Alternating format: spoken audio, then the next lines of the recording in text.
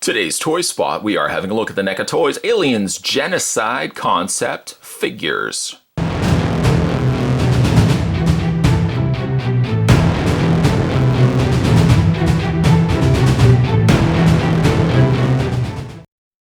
This 2-pack gives us 2 variations of the Aliens Genocide figures featuring over 30 points of articulation and stand at over 9 inches tall. They're recommended for ages 17 and up. And I actually picked these up from my local comic book store. I was surprised to find these actually there, as these were on my want list for figures to be picking up. I personally love the red coloring that they've added to these figures, and eventually would love to get myself the Aliens Red Queen, or the Aliens Genocide Queen, which also has that red deco. Glorious, glorious color on already awesome sculpts from NECA. The back of the package. We've got their queen is dead, and the hive has been left to flounder on its own on a world bereft of its only guiding force. A schism is taking place. 2 strains of xenomorph formerly united by one all-powerful mother now divide their forces for a world-shattering, acid-drenched civil war. And just, again, love that red color. Also available, some Alien 3 figures and some more extension figures from the Aliens franchise. Looking forward to having a look at those as well. To check out more from the folks over at NECA Toys, obviously head over to www.necaonline.com. Oh, I love that red queen right there up at the top there. Gotta get my hands on that. Spot's gonna take a break. That's what he's gonna do. I'm going to take a break, I'm going to get these opened up, and when we come back, we're going to get a better look at the NECA Toys Aliens Genocide alien figures. There's more anyway, guys. Don't go anywhere. Now that we have the 2 Genocide figures out of packaging, let's get a better look at them. Now, they are clearly distinct from one another, utilizing previous released molds from NECA Toys. You have more the primary, we'll just move this guy to the back for a second and move over a stand there for him. We have the more primary looking look to a xenomorph here, more traditional looked, and certainly something that has made several different appearances already through the NECA released lines. Of course, the big glaring difference between these figures and some of the figures that you might have in your collection is the stark red color, which is, again, spectacular on these figure releases. It's a different type of red as well. It's almost like a cranberry red, and it looks, again, spectacular on top of the, like, all the pre-existing sculpts in place here on these figures. I find like a lot of these details really show up when you have red on top of it.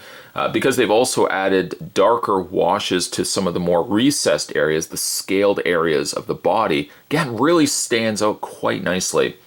Now again, we've seen this particular figure released before, so all his many different likes and unfavorable aspects are carried over here, including what I might also add, an extremely loose torso.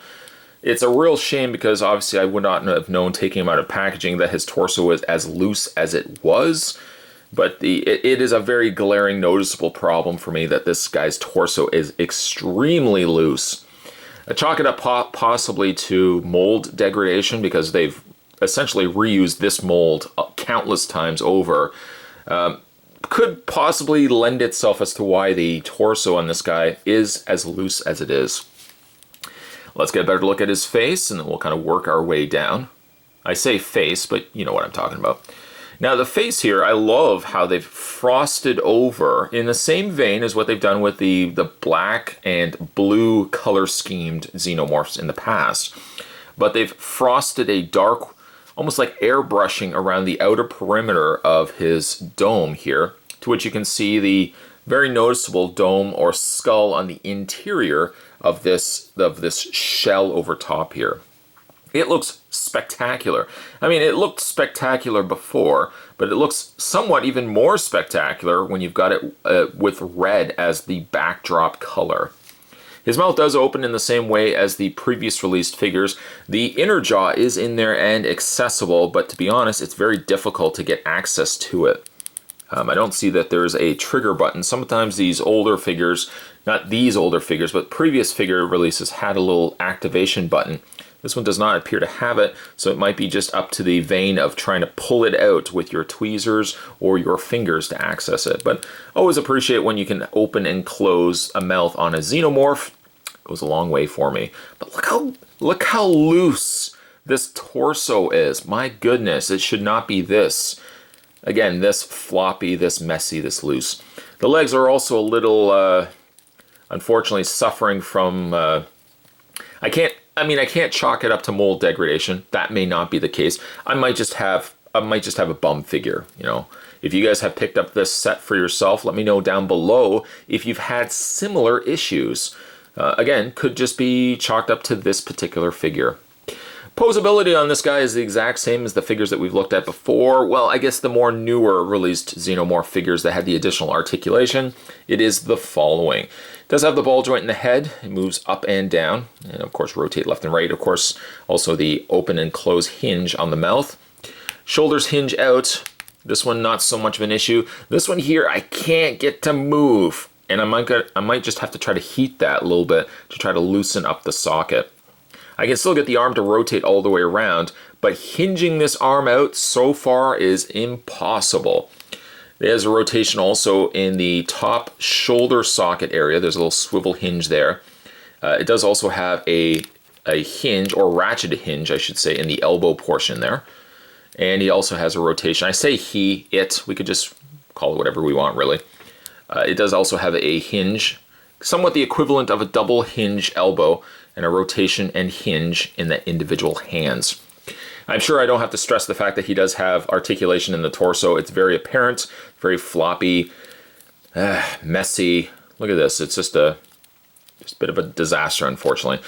Legs go forward and back. Let's try to look at the positives. Legs go out. He has a double hinge on the knee, and he also has a hinge, a rotation as well, also in the foot. And let's not also forget that these Xenomorph aliens also have the wire-framed tails. Those always go a long way, and I love the fact that in some cases, for a figure this spindly, a wire-framed tail also goes a long way to help support a figure that may already topple over due to loose joints. So, wire-framed tail, you are my saving grace. Thank you very much. And hopefully I can get him to stand. There we go. Okay. Moving along to, see, he's going to topple over on me. Come on, you can stay still. Just have to talk nice to it. Come on, red alien, you can be a nice guy and stay up still for Spot while he looks at... Okay, we'll just lay him down. Moving along to what I consider a better looking figure as a whole is we have the more lankier, skinnier, or more dog-like alien figure. Actually, you know what? I'll prop this guy. There we go. All right, so where were we? Let's have a look here at this figure, which lends more cues to the original dog alien with the more spindly, multifaceted legs, which have the more hind legs versus the upright standing legs that the other one had. This one, if you do want to lean him forward in a similar gesture, similar pose to the original dog alien, then you have the support here of the waist clip that basically can clamp itself around the torso point, and this also has its own individual hinge. I've been pretty lucky, actually, to be able to pose this guy on his own, that I haven't had much issue with getting him to stand, despite the fact that he has as much knuckle hinges in, the leg portion. He actually stands a lot better than this guy right here. He is a much smaller dome, a much smaller head, again taking cues from its original mold source material. A much smaller mouth as well. Now this mouth does not open and close, it's completely sculpted shut, which is perfectly fine for me. Again, lots of really super cool details there on the not undercarriage, but I guess the under portion right below its dome. The domed head also showing a more scale-like skull on the interior. Now this one is more red versus the one at the back there that had a white skull underneath. This one also comes across a little bit more wet, whereas this one here, I feel like even like the one on the back the one, I keep saying the one on the back, but the one that we just looked at, I feel like doesn't have nearly the right paint application that this one has. If you look at this one, it almost looks as if the paint is almost wearing itself off here in the lower torso. The upper torso is not so much the issue, but the lower torso looks like it's really starting to, it's either been lightly painted, it wasn't painted nearly to this level, or maybe some of the paint has worn off. I really hope it's not the second one. But I love this one. I love the longer tail that this one incorporates. Just a much more imposing tail. It, also wireframed, so yeah, you can bend it. The legs could normally be a problem, but I can at least say for my figure that the leg joints are nice and stiff, which is good.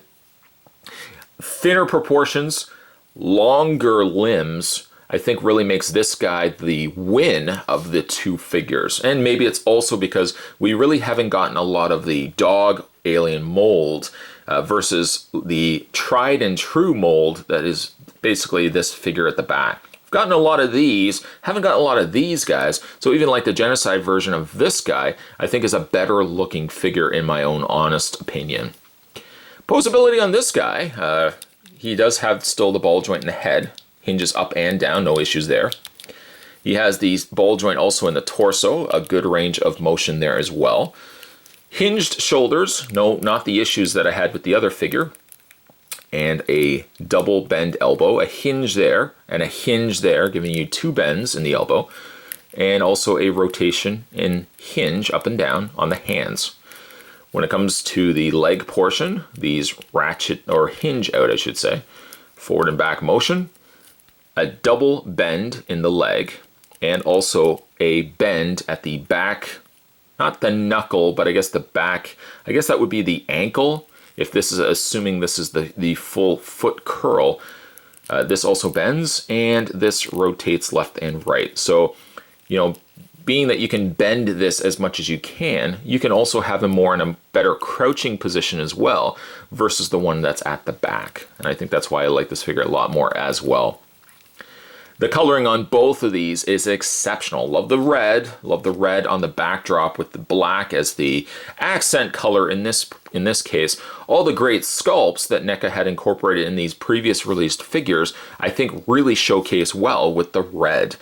The only downside though, unfortunately, between the two figures, this guy is just a bit of a floppy mess. I hope that's not for everybody's figure out there. Results certainly may vary. But if you are a fan of the Aliens Genocide, or really just want something a little bit different, utilizing previous released alien molds, I think this is a good set to pick up, but be very careful. Again, I don't know if this is going to be quality controlled issues with all the figures, or just the ones I've picked up. Today's toy spot, we were having a look. This was the NECA Toys. This was Aliens Genocide. This was the Alien Genocide 2-pack. Stay tuned, guys. Spot's going to have more toy spots heading your way. As always, thanks for watching. I'll see you next time.